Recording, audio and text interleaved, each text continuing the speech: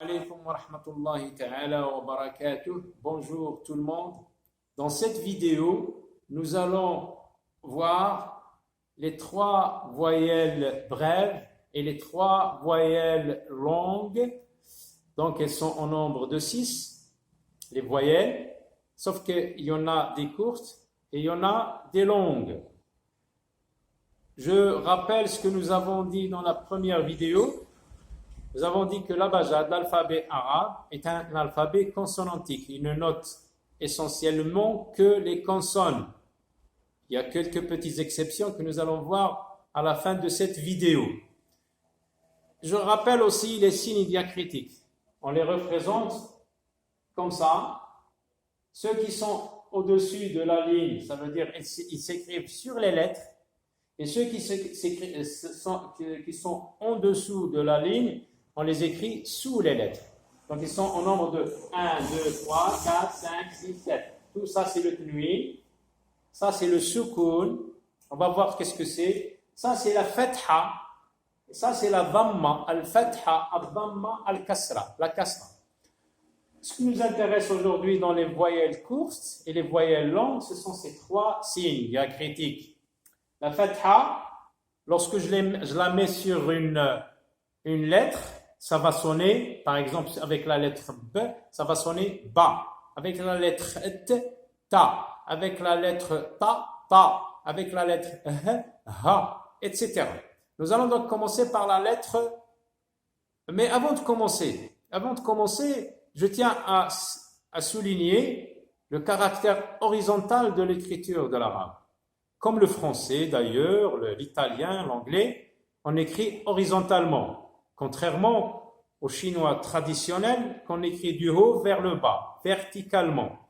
Donc, et l'arabe se lit de la droite vers la gauche, alors que le français se lit de la gauche vers la droite.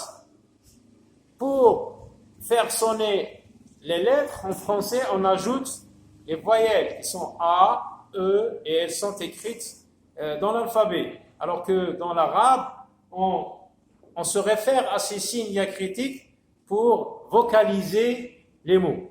On a vu le mot alamun par exemple. Regardez, alamun, si on le trouve sans signe diacritique, comme ça, écrit comme ça, mais personne ne le lit. Je le vois écrit sans signe diacritique.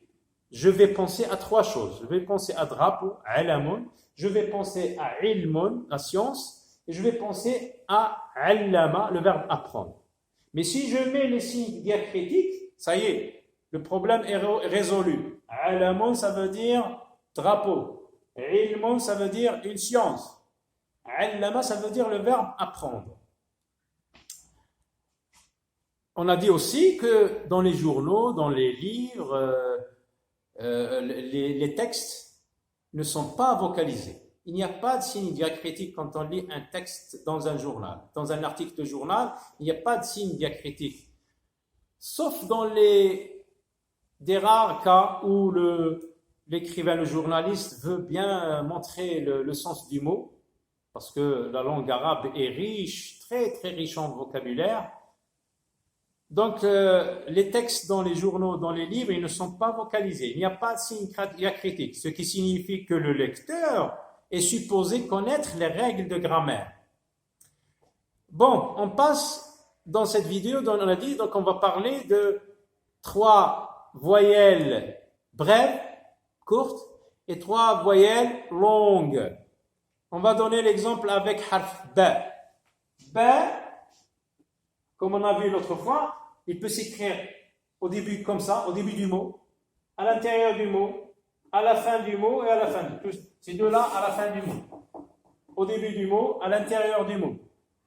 Donc, on peut trouver 1, 2, 3, 4 écritures. Ba avec la fatha. Avec la fatha, pardon. Avec la fatha, ça sonne comme ça. Ba. Ba.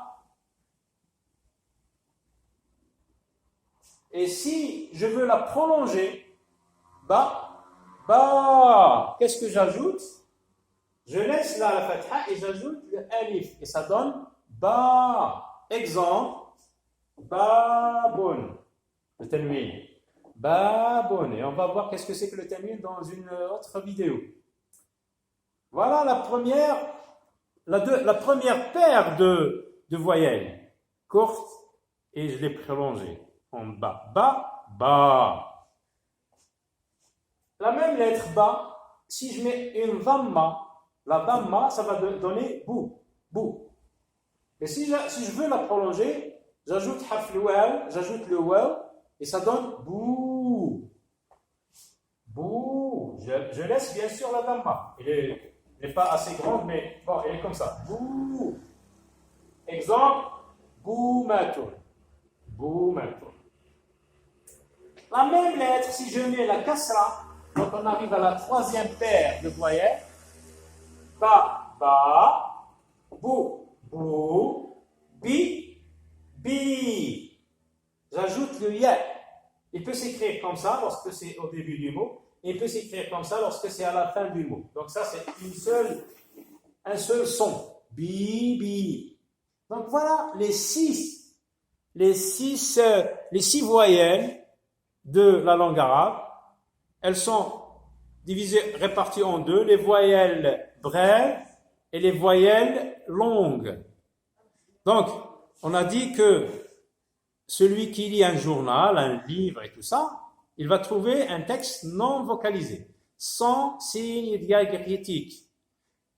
La personne qui lit un journal, donc il est supposé connaître les règles de la grammaire de la langue arabe. Donc voilà pour aujourd'hui.